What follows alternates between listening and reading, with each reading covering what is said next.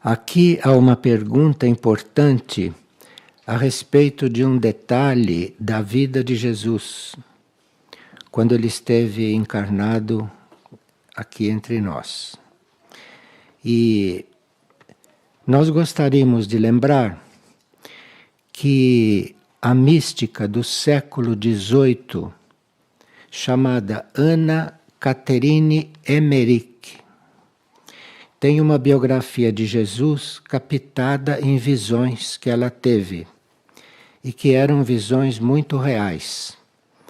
De forma que quem quiser estudar algo um pouco fora do comum a respeito da vida de Jesus, pode procurar essa obra de Anna Catherine Emmerich. Agora, na obra A Mística Cidade de Deus, de Maria de Ágreda, que foi escrita no século XVII, A Mística Cidade de Deus é uma biografia de Maria, com dados muito importantes também a respeito de Jesus. E ambas estas obras são confiáveis para aqueles que quiserem saber mais sobre a vida de Jesus e sobre a vida de Maria. Bem, hoje nós estamos convidados a iniciar uma reflexão a respeito das mensagens que Cristo Jesus tem nos transmitido através da vidência e da clareaudiência de Frei Elias de Aurora. E nós vamos começar esse trabalho pela mensagem do dia 1º de julho de 2013. Essa foi a mensagem escolhida para o início desse trabalho. E com esta mensagem, nós vamos propor que a gente esteja diante deste assunto através da leitura contemplativa e não desta leitura que a gente faz, esta leitura prática, rápida, perspicaz. Mas a leitura contemplativa é outra coisa. Quando nós estamos sendo convidados para contemplar, através das imagens de Cristo, de Maria, então vamos ver se nós conseguirmos também contemplar lendo.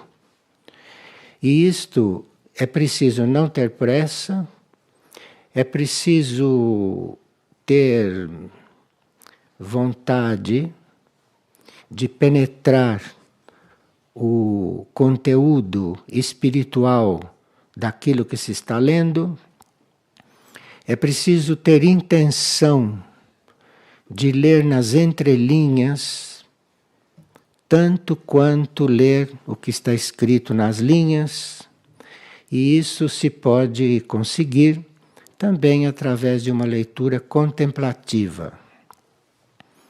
Então, vamos começar por este dia 1º de julho e vamos fazer esta experiência hoje. Bem, no início da mensagem, ele diz algo que nos faz ficar pensativos. Será que ele está falando comigo diretamente? Ou está falando com as pessoas em geral? Esta é uma pergunta que a gente pode se colocar na leitura contemplativa. Então, será que ele está falando comigo? Porque isto toca, o que ele disse toca.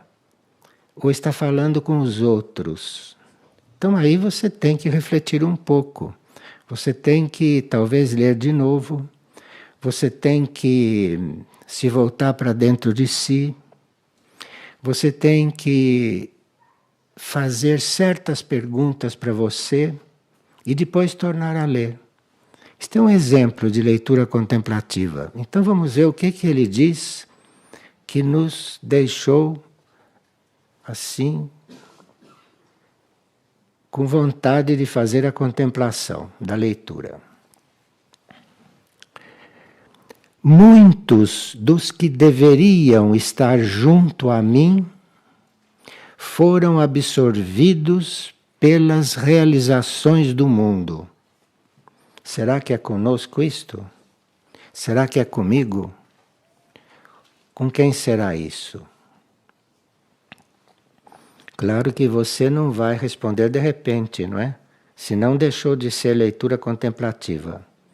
Você vai fazer um pequeno exame de consciência, rápido, e tornar a ler, pensar um pouco, e depois vamos ver como prossegue. Por isso, eu conto com poucos discípulos para realizar minha obra redentora no mundo inteiro. É para pensar ou não? Será que isso é conosco? Afinal, nós formamos grupos de oração, nós formamos grupos de serviço, o que representa isto tudo? Para no dia 1º de julho, nós recebermos esta mensagem. Com quem que ele está falando? Não é? Porque poderia ter mandado esta mensagem para outro grupo, ou para outras pessoas. Mandou para todos nós. Porque tudo aquilo que os videntes canalizam, os 3 videntes de que nós dispomos atualmente, que estão passando essas mensagens, esses videntes estão em Aurora. Não é?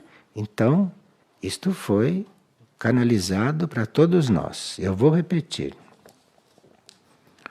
Muitos dos que deveriam estar junto a mim foram absorvidos pelas realizações do mundo. Por isso, eu conto com poucos discípulos para realizar minha obra redentora no mundo inteiro. Veja, no planeta inteiro, que tem bilhões de habitantes, ele conta com poucos discípulos. Então veja que ele está se referindo a um nível de compromisso muito mais elevado do que esses compromissos que a gente toma nas religiões de massa, não é mesmo? Isto se vê que não é para muita gente, porque se no mundo inteiro os discípulos dele são poucos, ele está se referindo realmente a pouca gente com as quais ele conta. Vamos prosseguir um pouco. Alguns olhos humanos estão cegos espiritualmente e estes, por permanecer como em uma noite escura, nem sequer veem minha luz que se aproxima no horizonte. Bem, aqui ele já diz que alguns olhos humanos. Então, ele não está exigindo que todos vejam realmente no real. Ele sabe que são muito poucos os que veem no real. Então, aqui ele está dizendo, alguns olhos humanos estão cegos. Então, de uma parte, ele não espera mesmo que sejam discípulos dele, porque não conseguem ver. Esses estão cegos. Alguns olhos humanos estão cegos espiritualmente, e estes, por permanecer como em uma noite escura, nem sequer veem minha luz que se aproxima no horizonte. Quer dizer, a luz dele, o que ele chama de luz dele, deve ser algo no plano da energia, não? Também, ou no plano do amor. E isto está se aproximando, isto está se aproximando. E, naturalmente, alguns veem isto ainda de muito longe. Não é? Bom. Vamos então voltar à primeira linha e ler de novo, porque agora já temos mais elementos, não? Ele entrou com a declaração de que alguns olhos humanos estão cegos espiritualmente. Estão cegos, não podem mesmo ver, não é? E por permanecer como em uma noite escura, nem sequer vê minha luz que se aproxima no horizonte. Então, uma parte, não é? Uma parte foi absorvida pelas realizações do mundo. Estão se ocupando de outras coisas e não estão se ocupando da única coisa necessária, né? Esses são muitos entre os que deveriam estar com ele. Mas alguns, esses estão cegos espiritualmente. E esses, por permanecer como em uma noite escura, por estarem cegos, nem sequer veem minha luz que se aproxima no horizonte. Isto é, ele sabe que ele está se aproximando, não é, da humanidade, está se aproximando da Terra, já está no horizonte, já pode ser entrevisto, não é? E esses nem sequer percebem esta visão. Depois ele diz. Então ele coloca a situação. E agora ele diz que começa a se colocar. Estou reunindo a todos os rebanhos, aqueles que respondem e os que não responderam. Ele já se colocou. Ele já disse qual é a situação da humanidade e ele se colocou. Estou reunindo a todos os rebanhos, aqueles que responderam e aos que não me responderam. Porque meu Pai enviará pela segunda vez o seu glorificado Filho. Ele está falando dele agora sob um outro aspecto. Esse que está falando conosco é este aspecto do Pai, aspecto do Criador, que está falando conosco, como nosso companheiro, como nosso irmão, como nosso amigo, como ele tem nos tratado nas mensagens. Mas ele está falando conosco, mas ele diz, meu Pai é a criação, o Criador de tudo. Meu Pai enviará pela segunda vez seu glorificado Filho. Quer dizer, tem um aspecto dele que ainda não veio, que é o glorificado Filho. É um aspecto dele mesmo. Então ele fala conosco na vida diária, no dia a dia, com um aspecto. E daqui a pouco, quando for a hora, vai chegar o outro aspecto dele. Porque como ele é cósmico, ele deve ter vários aspectos para se apresentar. Pode ter infinitos aspectos para se apresentar. Então, meu Pai enviará pela segunda vez seu glorificado Filho. Já enviou pela primeira vez há 2013 anos atrás e agora vai enviar pela segunda vez. Se ele está falando conosco, por que ele diz que vai enviar? Já não está aqui? Está aqui um aspecto, mas não o outro. Não um outro aspecto dele, que ele vai esclarecer do que se trata. Bom, esse aspecto que vai chegar dele, que é o glorificado Filho, vem para separar a palha dura do trigo belo e bom. Então, aquele aspecto que vai chegar vai ser para separar o joio do trigo. Estão vendo que tem aqui uma espécie de progressão na nossa relação com ele. Então já está na hora de nós estarmos diante dele, nos preparando para sermos colocados em alguma posição. Nós seremos trigo ou somos joio? Somos palha ou somos grão vivo? Não é? Você já colocou esta pergunta, né? Com o trigo que eu consiga, com minhas mãos, elaborarei uma nova farinha, que dará o novo pão de vida para a humanidade. Então, aqui, como ele falava nos discípulos no primeiro capítulo, aqui ele já está com os discípulos, não é? A farinha consigo, e já está elaborando esta farinha para que ela sirva como pão de vida para a humanidade. Então ele tem um trabalho nesses tempos para fazer com cada um de nós que somos a farinha. Cada um de nós que somos os seus discípulos. Ele tem um trabalho para fazer conosco. Com o trigo que eu consiga, com minhas mãos elaborarei a nova farinha, que dará o novo pão de vida para a humanidade. Então, esses discípulos, essa farinha que ele está preparando, ele diz, está elaborando uma nova farinha, então ele está nos preparando.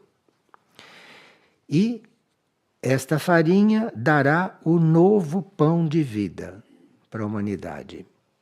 Então, é uma humanidade que vai precisar de um outro tipo de alimento, vai precisar de um outro tipo de mensagem espiritual. Não é esta mensagem que ele está mandando agora, é um outro tipo de mensagem espiritual para a humanidade. Porque a época muda, os ciclos mudam. Então aquilo que nós necessitamos para nos alimentar espiritualmente também evolui. Compreendem bem isto, não? Estão percebendo como é que se lê contemplando? Não é ler assim, lê e pronto, gostou. Ou lê e foi orar. Não. Precisa ver como é que você leu. Você leu objetivamente? Você leu o que está escrito? Muito pouca gente lê direito o que está escrito, né?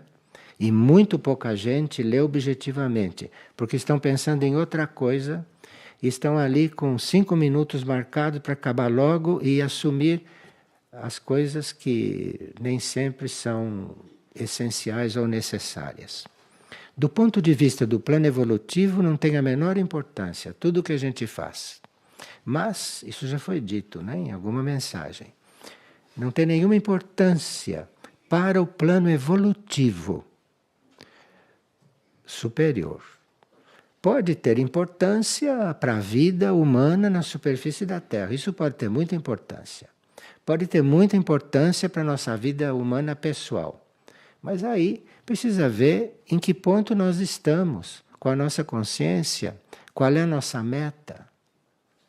E se nós sabemos o que estamos fazendo aqui, se nós sabemos o que somos, porque estamos reconhecendo que temos que perguntar o que somos, né? Não existe esse exercício? Que sou eu? Que sou eu? Que sou eu? Porque as perguntas que as pessoas fazem são perguntas de que não conhecem a si mesmo. Então, que sou eu? É uma pergunta que acho que 99% da humanidade deve fazer para si mesmo. Não é? Bom, mas vamos aqui porque vamos chegar em pontos críticos aqui. Estou reunindo a todos os rebanhos, aqueles que responderam e aqueles que não me responderam, porque meu Pai enviará pela segunda vez a seu glorificado Filho, para separar a palha dura do trigo belo e bom. Com o trigo que eu consiga, com minhas mãos elaborarei a nova farinha, que dará o novo pão de vida para a humanidade. Que prossegue. Assim, os que persistiram em fé diante do meu chamado, comerão o pão da vida. E eu enviarei aos que se afastaram de Deus para outros pontos longe da terra. Ouviram bem, né? É bom repetir. Assim, aos que persistiram em fé diante do meu chamado, comerão o pão de vida. E eu enviarei aos que se afastaram de Deus para outros pontos longe da terra, para que, reconhecendo seus pecados, sirvam a Deus em reparação, conversão e redenção. Isto é, aqueles que se afastaram e que não cumpriram, vão para um outro plano, vão para um outro espaço, vão para um outro nível da consciência total, não é? Vão para pontos longe da Terra. Porque na consciência única há diferentes níveis na consciência única. E a Terra, que é o nosso atual laboratório ou a nossa atual escola, a Terra é um dos níveis desta consciência. E assim como a Terra é um dos níveis desta consciência, na mesma consciência única, ou dentro da mente de Deus, há outros níveis de consciência. Alguns mais elevados do que a Terra, e outros que são níveis de reparação, conversão e redenção. Então aqui se vão separar aqueles que não responderam para irem para planos de reparação, conversão e redenção. Então aqui talvez ainda esteja em tempo de nós fazermos uma consulta, de nós fazermos um exame de consciência. Eu estarei reparado? Eu estarei convertido? Eu estarei redimido? Não é? Não é uma boa pergunta? Porque senão você não sabe se você é joio ou se você é trigo. Então, como é que eu vou saber? Eu vou fazer um exame de consciência. Isso é muito importante. Primeiro é importante saber em que ponto se está, o que se é, o que está fazendo aqui. Que isto é uma pergunta que a gente deve aprender a fazer desde que começa a pensar. Mas parece que não é isso que nos ensinam, não é? Não é essa educação que nós recebemos. Então aqui é preciso ver em que ponto está a minha reparação, em que ponto está a minha conversão, em que ponto está a minha redenção. Porque se eu não estou me reparando, se eu não estou me convertendo quer dizer, se eu não estou virando para o outro lado, para que seria a direção certa, e eu estarei redento, e como vou saber isto? Essa nova farinha que muitos desconhecem, já que está sendo elaborada pelas minhas santas mãos, por isso aqueles que queiram comer desse pão, que lhes dará novamente a vida eterna, quer dizer, a vida eterna nós já perdemos, né? Sim. A vida eterna nós perdemos pelo caminho. E isso sabemos, né? Então agora aqui Este pão que ele está elaborando lhes dará novamente a vida eterna, que deverão buscar, que vocês deverão buscar no coração. Bem, então aqui não adianta ficar elaborando com a mente, não adianta estar colocando a mente em confusão para saber em que ponto está. Reparação, conversão e redenção. Ele dá outra chave em seguida. Ele diz: essa nova farinha que muitos desconhecem, já que está sendo elaborada pelas minhas santas mãos, está elaborando um novo alimento para nós, neste momento. Por isso, aqueles que queiram comer desse pão, que lhes dará novamente a vida eterna, nova oportunidade, não é, de chegar no real. Porque nós, com este processo de estarmos sempre pensando no passado e sempre imaginando o futuro, saímos do eterno presente, saímos do real. Saímos do real. E ele está querendo nos dar novamente a vida eterna, porque a vida eterna é no momento presente. Esta vida eterna não é uma coisa para a qual a gente vai. A vida eterna está na nossa frente. É que nós estamos sempre olhando para trás e sempre olhando para frente. Não estamos olhando aqui. Entendeu? Nós não estamos olhando aqui. A vida eterna está aqui. A vida eterna está presente. Mas quando você põe o passado e o futuro, faz um condimento que não é mais eterno, que é o calendário. É o calendário humano. É este tempo cronológico.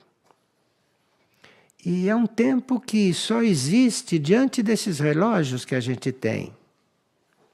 Porque basta que você desencarne, que você já está num outro tempo.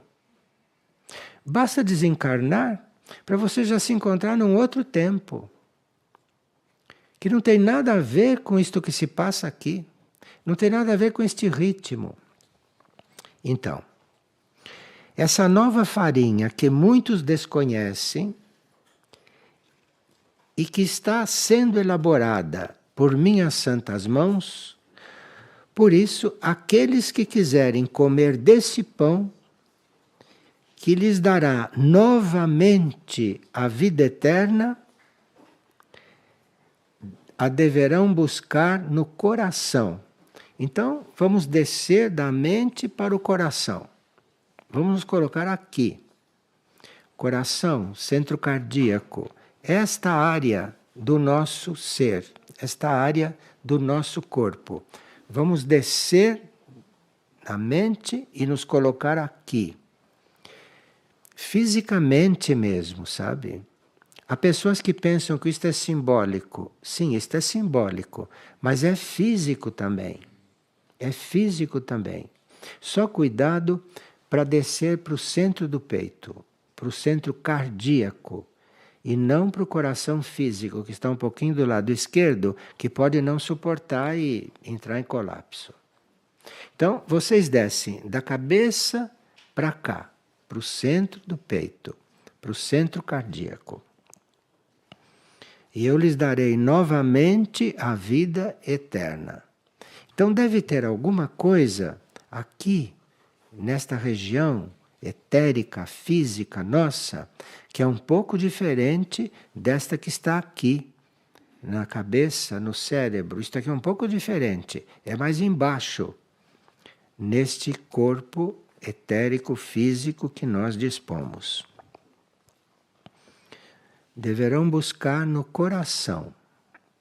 Essa farinha é o fruto do trigo que foi bem cuidado desde o momento do seu nascimento, bem semeado e depois bem cosechado, colhido. Então, desde o momento do nascimento, foi bem semeado e depois bem colhido. Quer dizer, nós estamos com tudo aqui dentro, hein? Está tudo aqui dentro. Aqueles trigos que nasceram e se mantiveram por toda a vida, receberão a oportunidade da minha misericórdia. Isto será antes de que os raios do grande sol, que ilumina os vossos dias, irradie o poder de Deus sobre o mundo. Quer dizer, existe um poder na criação que nós não conhecemos. Até hoje não foi aplicado. Existe um poder. Este poder está com P maiúsculo. Este poder. Isto será antes que os raios do grande sol, que ilumina vossos dias, irradie o poder de Deus sobre o mundo. Poder que queimará o impuro e fará rebrotar o que ficou seco pela má obra de outras mãos. Então vem nos recorrer com a misericórdia, vem nos socorrer, porque essa farinha foi também manipulada por outras mãos. Não é? Nós não estávamos suficientemente livres, não estávamos suficientemente entregues para sermos manipulados por uma só mão. Houve outras mãos que entraram na manipulação desta farinha. Então, este poder que virá, e ele fala em poder de Deus sobre o mundo, poder que queimará o impuro. Queimará o impuro. E o que queima o impuro pode não ser físico, né? Mas deve ser representado, simbolizado pelo fogo físico. Porque o fogo nós sabemos que queima, e por isso ele está usando queimará, para a gente se lembrar de fogo. Porque às vezes a simbologia nos ajuda quando nós encontramos o que corresponde na parte física do mundo. Então, quando ele diz poder de Deus sobre o mundo, poder que queimará o impuro, você se lembre do fogo quando queima. Porque aí vão compreender o que ele está querendo dizer com respeito às impurezas e como as impurezas serão tratadas. E vocês estão vendo tantos irmãos nossos, não, que ficam com certas enfermidades ou ficam em certas situações que estão sendo queimados. Mas aí precisa ver se eles compreendem o que está acontecendo. Se eles chegam a compreender que estão sendo queimados nas suas impurezas.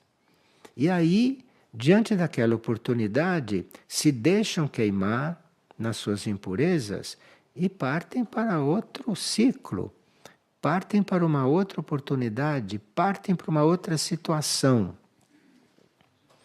Poder que queimará o impuro e que fará brotar o que ficou seco pela má obra de outras mãos. Por isso, procurem ter um coração puro. Pronto, aí a essa altura estão todos perguntando, mas aí pode dar uma coisa um pouco mais prática? E ele coloca. Por isso, procurem ter um coração puro. Agora, se não sabem o que é um coração puro, então tem que procurar outra mensagem. Por isso, procurem ter um coração puro, para que as tentações e as rivalidades deste mundo não os submerjam, como já submergiram a muitos dos meus rebanhos, os que agora estão naufragando sem direção e sem porto. Quem são aqueles que estão naufragando? Segundo esta mensagem, os que estão naufragando são aqueles que não têm coração puro, porque as tentações, que são muitas, né, como vocês sabem, nós temos mais tentações que inspirações, né? Então, as tentações são muitas, então tem que estar atento. Então aqui, as tentações e as rivalidades deste mundo as rivalidades deste mundo.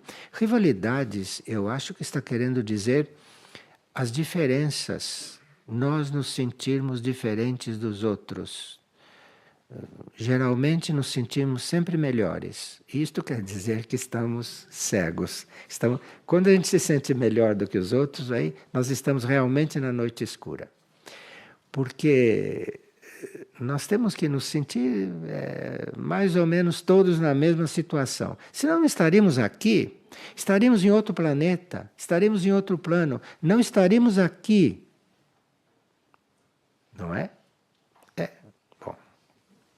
Então, por isso, procurem ter um coração puro para que as tentações e as rivalidades deste mundo, isto quer dizer diferenças e rivalidades mesmo, no sentido bem vulgar, rivalidade mesmo. Você ser rival de um outro, isso é uma coisa no nível de qualquer tentação ordinária.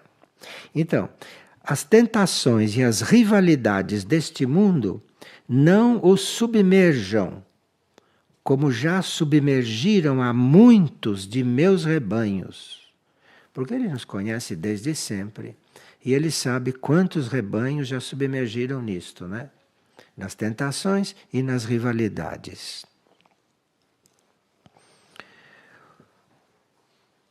Os que agora estão naufragando sem direção e sem porto. A lei os permitirá corrigir a vida. A lei.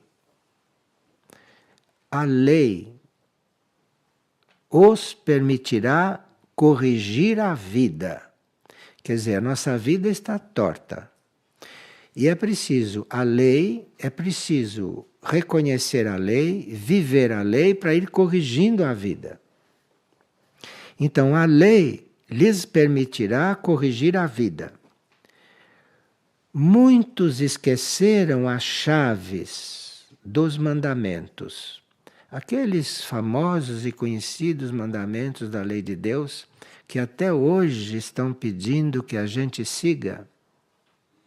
São milhares de anos, sabe? São milhares de anos que nós já conhecemos aquelas leis básicas, aquelas leis mais simples, mais fundamentais. São milhares de anos. E até hoje está dizendo: muitos esqueceram as leis dos mandamentos. O tempo que se aproxima os chama ao crescimento interior. E para isso, tem a mim, porque a minha confiança nunca lhes faltará. E ela os nutrirá com meu amor supremo e bom.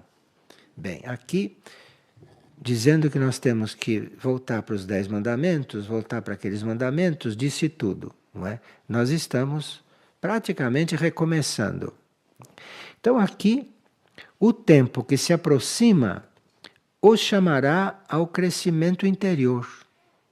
Agora, crescimento interior não é como esse crescimento externo, que a gente leva anos dos nossos, né? Você vê, uma criancinha leva quantos anos para chegar nesta altura? Quantos anos a criança leva para chegar em 1,80 m? Não é? Não é isso? Então, ele não está falando desse crescimento, porque esse não dá tempo. Está falando de crescimento interior. E o crescimento interior se dá no eterno presente. O crescimento interior não se dá no passado nem no futuro. O crescimento interior está acontecendo agora, ou não está.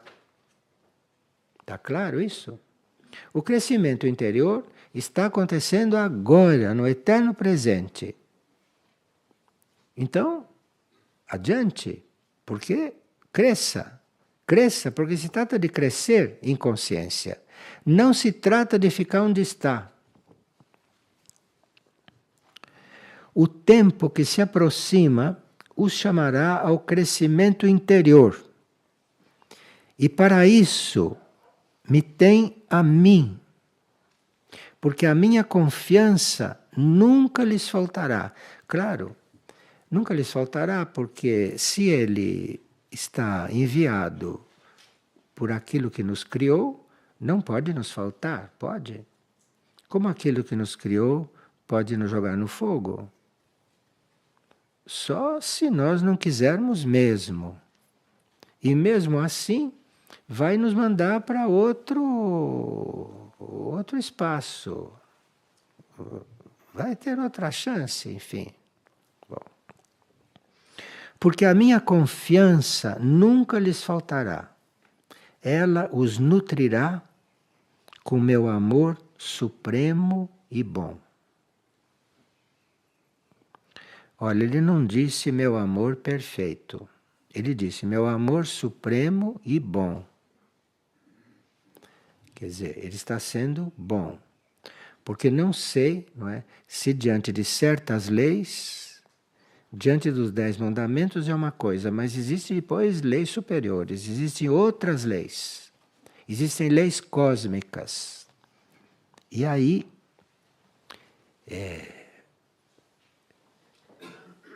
minha confiança nunca lhes faltará. Ela os nutrirá com meu amor supremo e bom. É supremo, mas é bom. É supremo, mas é bom. Então, nós terminamos sempre vendo que temos o que caminhar. Porque bom não quer dizer o perfeito. Bom é o bom. É melhor que o mal, é melhor que o ruim. É o bom. Mas aí você tem que ter uma perspectiva. Não é porque você viveu isto aqui tudo, ou está interessado em viver isto, que você conte com uma boa situação, conte com um amor bom, que vem como resposta, que ele representa. Agora, para aqueles que sabem que o bom não é tudo, e que existe mais além do bom, o bom está levando para a perfeição, mas a perfeição está lá longe, não é? Então, aqui nós estamos muito bem esclarecidos, estamos muito bem resguardados, muito bem acompanhados, mas estão dizendo, olha, isto é bom, este é o amor bom que eu estou oferecendo, que eu estou dando a vocês, que eu estou doando. Tem muito mais, né? Muito bem. Então depois iremos andando por esses passos.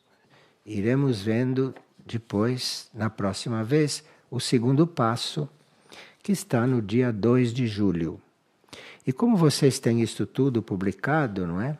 Vocês podem, se quiserem, depois contemplarem um pouco mais isto aqui, buscarem novas chaves aqui dentro, não? No dia 1º de julho de 2013. E no nosso próximo encontro a respeito deste assunto, de tratarmos de coisas de Cristo Jesus, escritas para nós, aqui está a do dia 2, que veremos proximamente. Agora, uma leitura contemplativa não se esgota quando você acabou de ler. Agora, se você for se comunicando com isso, se for se unindo com isso, torna a ler. De repente vocês encontram aqui outros caminhos que vocês podem entrar por eles e chegarem em muita luz, não é? Vocês tiveram apenas uma pálida interpretação do que pode estar aqui. Mas cada um de vocês pode ir vendo aqui novas coisas, não é? E pode aprofundar isto. Mas precisaria que vocês contemplassem um pouco este assunto. Não ficassem colocando a mente assim como ela é, concreta, intelectual, mas que ficassem realmente contemplando, para ver o que surge. Como se vocês estivessem diante do quadro, daquele quadro de Cristo, né? Quando vocês ficam ali contemplando, vocês devem saber o que vai acontecendo, não? Então aqui é o mesmo trabalho, só que é com a leitura. Vamos então fazer isto, né? Então a próxima vez prosseguiremos. Obrigado então.